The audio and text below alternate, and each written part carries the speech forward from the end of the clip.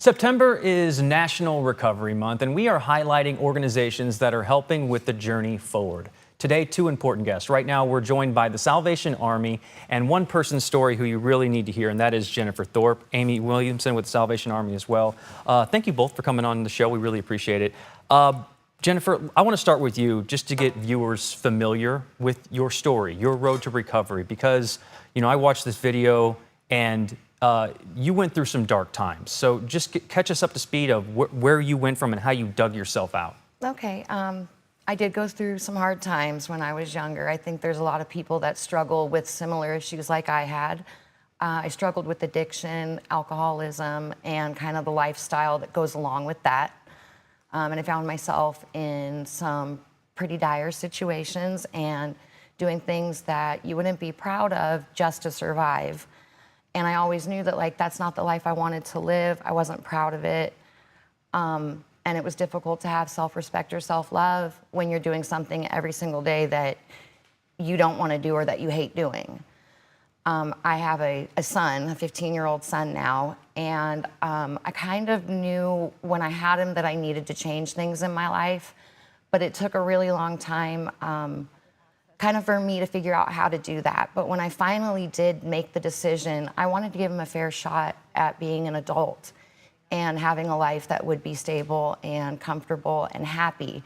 So I found myself in need of some services that are offered here in Sacramento, and when I was given them, I just took full advantage of it. I decided that my best thinking got me where I was, and I needed to start listening to other people who are reaching out hands to help. For example, Salvation Army. Let's talk about then, Amy, let's pull you into this conversation. The financial component, financial empowerment here. How did you guys step in? What was the relationship like to get her back on her feet? Sure. So just to clarify real quick, we do have a partnership with Salvation Army. I'm actually with the city of Sacramento, so I'm the financial empowerment manager there. And we have a service called the Financial Empowerment Center that provides free financial coaching to local folks. So it's something that's open to the public, but we also do have targeted partnerships with many local organizations, including Salvation Army.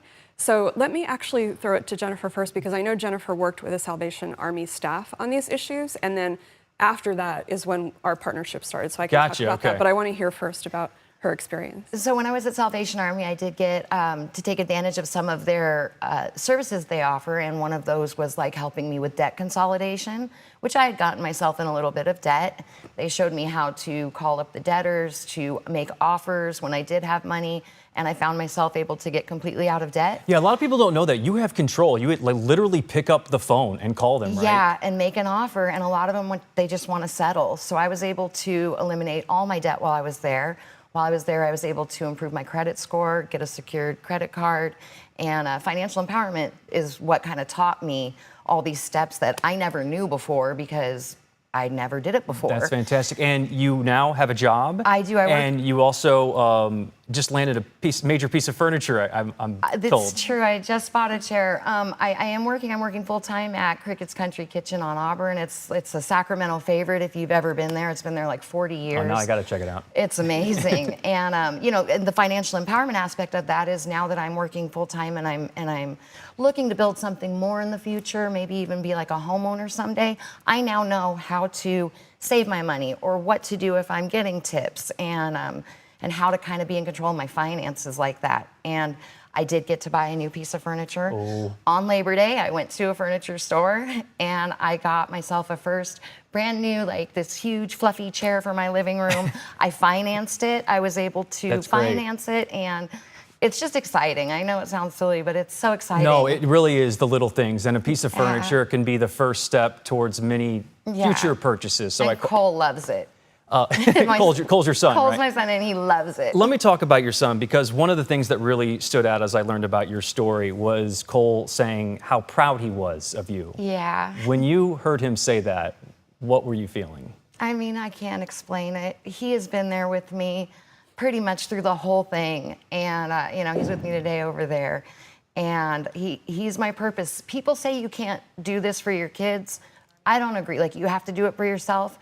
But Cole was my purpose, and Cole gave me purpose, and then I could do it for myself.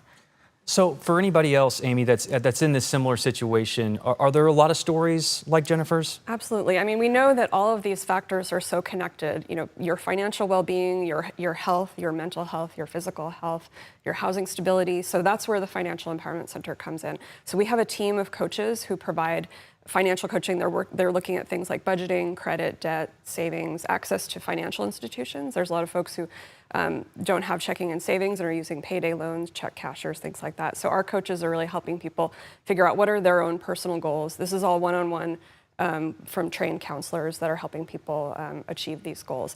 So anybody can make an appointment here in Sacramento, but the biggest impacts that we've seen are really when we have partnerships with folks like Salvation Army. We actually have the coaches going on site there to the Salvation Army site once a month to do that kind of coaching with the residents so that other folks like Jennifer can have similar paths with our great. support. And to touch on that, the fact that it is one-on-one and somebody comes and they look into your history and want to specifically help you, it makes you feel seen and like somebody believes in you enough to help you get out of the hole you've dug yourself into. Let's wrap up this segment, Jennifer. For anyone at home who might be in dark times right now, struggling, what's your message of hope?